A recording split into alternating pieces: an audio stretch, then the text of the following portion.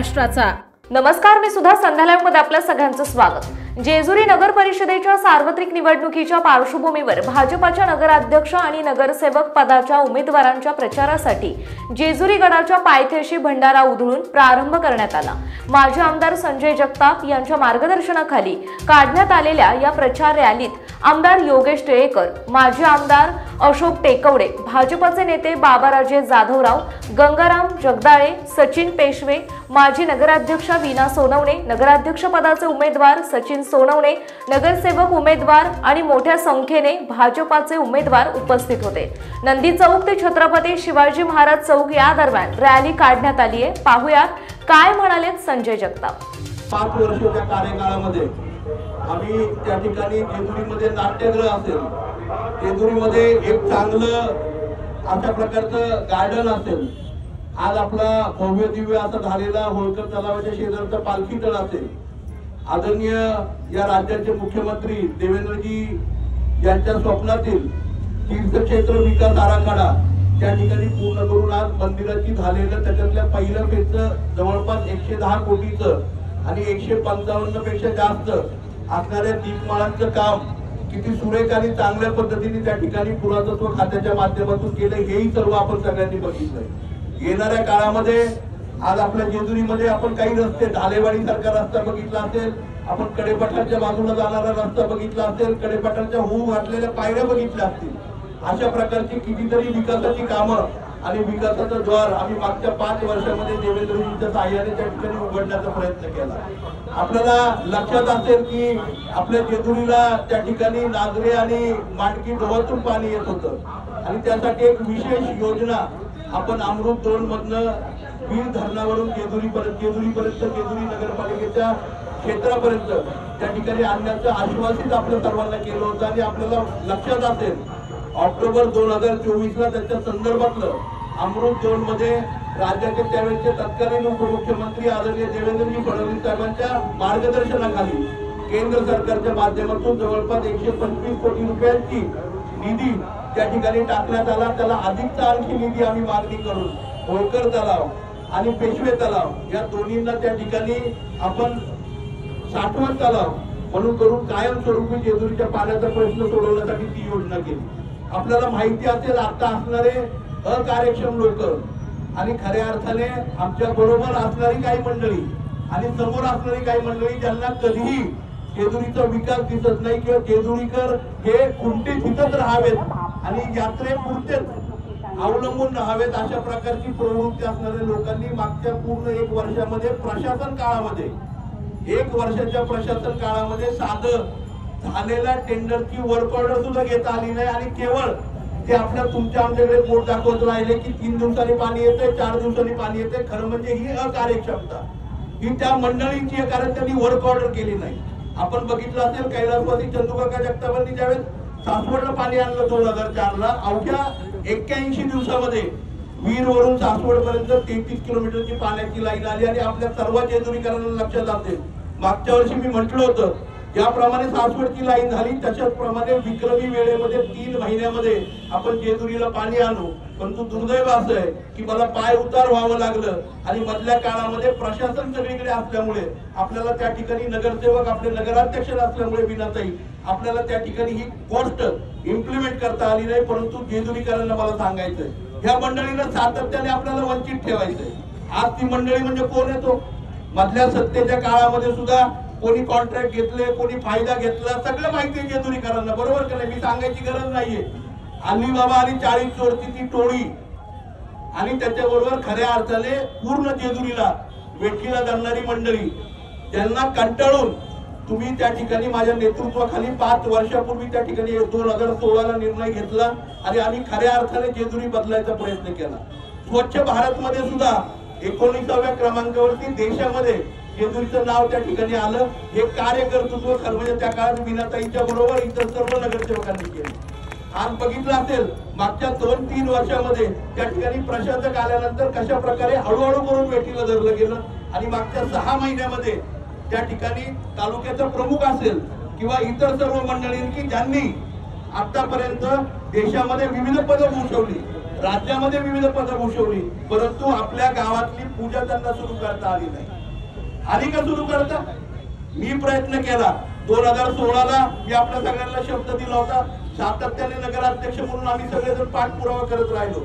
2019ला आपण सगळ्यांनी मला आमदार म्हणून त्या ठिकाणी निवडून दिलं. मी म्हटलं पहिल्या दिवशी 15 दिवसामध्ये मी करतो, परंतु असोच मला कुबडी होती, बरोबर ना, आणि त्या कुबडीनेच आतापर्यंत या गोष्टी लांबून ठेवल्या होत्या आणि त्याच्यामुळे पूजा सुरू होऊ शकली नाही. कारण काही मंडळी त्यांचे कान भरणारे होते जेजुरीमध्ये आणि त्यांनी काय केलं की आपली लोक, आपल्या जेजुरीतली लोक जी कुलधर्म कुलाचार करतात त्या सगळ्या मंडळींना आर्थिक दृष्ट्या आहे त्या जागेवरती ठेवायचं, त्यांचा आर्थिक विकास नाही झाला पाहिजे. तुम्हाला आठवत असेल 2020-21ला आपण PMPL ची गाडी सुरू केली. 90% जेजुरीकर पुण्याला जाताना सुद्धा 4 व्हीलर घेऊन जात नव्हते. PMPL च्या AC गाडीने पुण्याला जायचे आणि खरेदी करून यायचे, बरोबर का चुकीचं? अचानकपणे त्या काळामध्ये, मधल्या काळामध्ये PMPL बंद केली. आज जेजुरीकरांना वेठीला धरण्याचं काम केलं जातंय. मला जेजुरीकरांना विनंती करायची, मागच्या काळामध्ये आमच्याकडे अर्धवट सत्ता होती, कोणीतरी आम्हाला खांदा द्यायला होता, परंतु आज पूर्णपणे भारतीय जनता पक्षाचा जो पॅनल आहे, भारतीय जनता पक्षाचे जे नगराध्यक्ष आहेत सचिनजी सोनवणे आणि त्यांच्या सर्व नगरसेवकांच्या पाठीची या देशाचे पंतप्रधान नरेंद्रजी मोदी साहेब आणि या महाराष्ट्राचे मुख्यमंत्री देवेंद्रजी फडणवीस साहेब आहेत. मी आपल्या सगळ्यांना सांगू इच्छितो, आम्ही प्रयत्न करतोय देवेंद्रजींनी त्या ठिकाणी आपल्या जेजुरीमध्ये जेजुरीकरांना येऊन संबोधित करावं की किती भक्कमपणे आम्ही सगळेजण जेजुरीकरांच्या मागे राहणार. पण तुम्ही आपल्या सगळ्यांना खात्री देतो, उद्याच्या काळामध्ये 3 तारखेनंतर 4 तारखेला आपल्याला पूजाही चालू झालेली दिसेल, PMPL पण त्या सक्षमतेने चालू झालेली दिसेल. जेजुरीचा विकास, जशी आज चंपाषष्ठी आहे, बरोबर ना, आज घट बसले, आपल्या सगळ्या जेजुरीकरांना मोठ्या प्रमाणात ती यात्रे करूयात, सगळ्यांचे व्यवसाय उद्योग सगळ्या गोष्टी व्यवस्थित चालू आहेत. परंतु काही काळ असा असतो की ज्या यात्रेच्या इतर काळामध्ये अक्षरशः आपल्याला सगळ्यांच्या वरती उपासमारीची वेळ येते आणि ही वेळ आणायचं काम कोण करतं? तर ही मंडळी करतात आणि नंतर मोठेपणाने आपल्याला सांगायला जातात. आणि म्हणून मला आपल्या सगळ्यांना सांगायचं की उद्याच्या काळामध्ये देवेंद्रजी आणि आदरणीय पंतप्रधान नरेंद्रजी मोदी साहेब हे आपल्या पाठीची सक्षम आहेत. त्यामुळे शाश्वत विकास अर्धवट नाही. आज मी आपल्या सगळ्यांना सांगतो, पाद्यपूजा कुठल्याही परिस्थितीमध्ये येणाऱ्या काळामध्ये लगेचच्या लगेच डिसेंबर महिन्यामध्ये सुरू केली जाईल आणि केवळ पाद्यपूजा सुरू नाही केली जाणार, पाद्यपूजेची लाईन पण वेगळी असणार आहे. आणि हे आश्वासन मी नाही देते, या महाराष्ट्राचे मुख्यमंत्री आदरणीय देवेंद्रजी फडणवीस साहेबांच्या शब्दातून मी त्या ठिकाणी आपल्या सर्वांना देतो. दुसरी गोष्ट, 350 कोटीच्या आराखड्यामधले 110 कोटी रुपये आज आपण देवस्थानच्या मंदिरांच्यासाठी खर्च केलेला आहे. तुम्ही बघताय होळकर तलावामध्ये आपण त्या ठिकाणी आईला सृष्टी उभी करतोय. आपला जो एसटी स्टँड या ठिकाणी अतिभव्य होतोय, त्या ठिकाणी छत्रपती महाराजांचा पुतळा आपण त्या ठिकाणी उभा करतोय. डॉक्टर बाबासाहेब आंबेडकरांचं अतिशय सुंदर असं स्मारक संविधान स्तंभाचं त्या ठिकाणी आपण संविधान स्तंभाचं उभं करतोय. आणि ह्या सगळ्या गोष्टी उभ्या करत असताना यांना कधी काही जमलं नाही.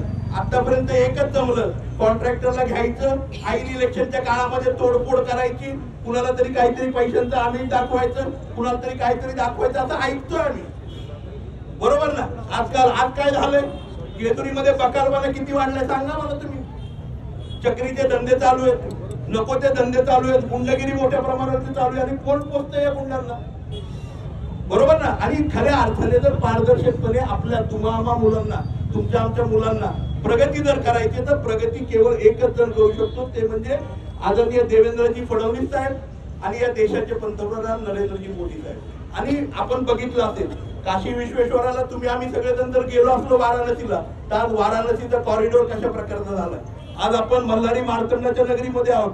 आज आपलं कुलदैवत, आपलं नाही केवळ तर अख्ख्या अखंड महाराष्ट्राचं कुलदैवत आज जेजुरी आहे. ह्या जेजुरीचा एक चांगल्या प्रकारचा कॉरिडॉरचा आराखडा वाराणसीच्या धर्तीवरती, काशी विश्वेश्वराच्या धर्तीवरती व्हावा ही आमची इच्छा आहे. आणि हे केवळ आणि केवळ आदरणीय देवेंद्रजी फडणवीस साहेब आणि नरेंद्रजी मोदी साहेब करू शकतात आणि हे केवळ भारतीय जनता पक्ष करू शकतो. आज त्या ठिकाणी समाजांना दबाव आणला जातो, परंतु आज बघितलं असेल सगळ्या समाजांना समरसता जर कुणी आणली असेल तर ती भारतीय जनता पक्षाने आणलेली. सर्व समाजांना बरोबर घेऊन जाऊन भारतीय जनता पक्ष आज विकासाचं काम करते, त्या ठिकाणी कार्यक्रम राबवतोय. भारतीयत्व आणि भारतावरती प्रेम करणारा प्रत्येक व्यक्ती हा भारतीय जनता पक्षाचा कार्यकर्ता आहे, ही भावना ठेवून आदरणीय देवेंद्रजी फडणवीस साहेब काम करतात. मी आपला सर्व जेजुरीकरांना नम्रपणे विनंती करेल, आज योगेश अण्णांच्या सारखा एक उमदा आमदार तुम्ही बघितला असेल, आपल्या पुरंदर तालुक्यातल्या सर्वसामान्य कुटुंबातलं परिवार टिळेकर परिवार दिव्यामधला, आज त्यांच्या आई नगरसेविका होत्या पुण्यनगरीमध्ये, योगेश अण्णा नगरसेवक झाले. नगरसेवक झाल्यानंतर त्या ठिकाणी भारतीय जनता पक्षाने सर्वसामान्य कुटुंबातल्या एका व्यक्तीला त्या ठिकाणी आमदारकीचं तिकीट दिलं आणि हडपसर सारख्या पुण्यामधल्या अतिशय प्रतिष्ठेच्या त्या लढाईमध्ये त्या ठिकाणी आदरणीय योगेश अण्णा पुणे शहराचं नेतृत्व त्या ठिकाणी करायला लागले. आज विधान परिषदेमध्ये त्या ठिकाणी भारतीय जनता पक्षाचं नेतृत्व करत आहे. आज जर तुम्ही बघितलं तर एक अतिशय साधं उदाहरण जर बघायला गेलं तर मोहोळ अण्णांच्या सारखं उदाहरण आहे. आज मोठे अण्णा मोहोळांचं बघितलं तर एक साधा पैलवान गडी, घरची कुठली पार्श्वभूमी राजकीय नाहीये, परंतु नगरसेवक केलं, महापौर केलं, खासदार केलं आणि आज देशाचे राज्यमंत्री, नगर विकास उड्डाण मंत्री आणि त्या ठिकाणी सहकारितेचं परिषद असं सगळ्यात महत्वाचं खातं त्यांना दिलं. हे केवळ आणि केवळ भारतीय जनता पक्षात होऊ शकतं आणि तेच आज आपल्या पॅनल मध्ये पण आपण दाखवून दिलंय. आपल्या पॅनल मध्ये सगळी मंडळी सर्वसामान्य कुटुंबातले, कोणी कॉन्ट्रॅक्टर नाहीये, कोणी पारदर्शक. सचिन शेठ सारखा एक पांढरा, स्वच्छ, शुभ्र, चांगला, अतिशय पारदर्शक असा चेहरा आपण दिलेला आहे. समोरचा चेहरा बघा जरा, घरातच काय चाललंय तुम्हाला आम्हाला तमाशा माहितीये, की आता इथं बोलणं योग्य नाहीये, बरोबर ना. हा चेहरा आपला जेजुरीकरांचा असणार आहे. आपल्या जेजुरीकरांना चेहरा हवाय स्वच्छ, पारदर्शक, चांगला, की त्याला आपण अभिमानाने म्हणू शकू की बाबा हे आमचे नगराध्यक्ष आहेत, बरोबर. घरातले पण त्यांना म्हणणार नाही का, म्हणतील. हे दुर्दैव आहे तुमचं आमचं. आणि म्हणून मला आपल्या सगळ्यांना सांगायचं, तिथे जरा पॅनल बघा. पॅनल मध्ये एक एक जर दिग्गज बघितले, कोणी पोलीस स्टेशनला फोटो येतो, कोणाचा तहसीलदार कचेरीत फोटो येतो, कोणाचा एसपी ऑफिस मध्ये फोटो आहे का नाहीये. आज आपण बघितलं सुशिक्षित, पारदर्शक आणि चांगल्या प्रकारचा चेहरा असणारा पॅनल, सर्वसामान्य कुटुंबातला प्रतिनिधी या ठिकाणी देवेंद्रजींच्या माध्यमातून भारतीय जनता पक्षाने आपल्या सगळ्यांच्या समोर दिलाय. जास्त बोलण्यापेक्षा योगेश अण्णांचे विचार आपल्या सगळ्यांना ऐकायचे. आपल्या सगळ्यांना मी नम्रपणे विनंती करेन की उद्याच्या 2 तारखेला कमळाचं चिन्ह त्या ठिकाणी आपण सगळ्यांनी लक्षात ठेवावं. आज सर्व समाजांना मी विनंती करेन, आज आपल्या बरोबर आम्ही खांद्याला खांदा लावून आहोत.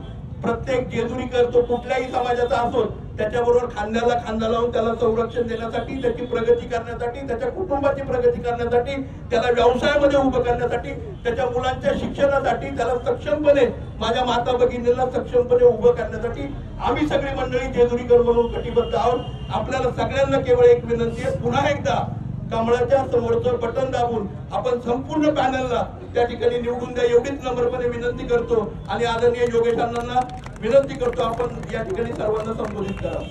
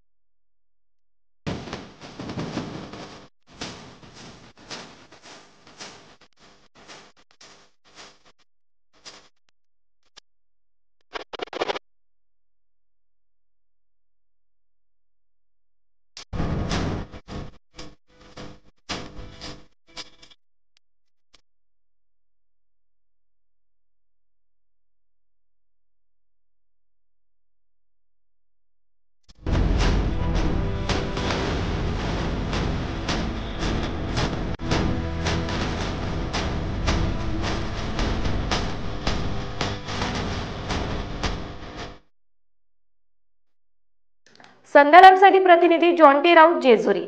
ताज्या आणि महत्त्वपूर्ण बातम्या पाहण्यासाठी आजच आमच्या संध्या लाईव्ह न्यूज चॅनलला YouTube वर सबस्क्राईब करा आणि बेल आयकॉन प्रेस करा.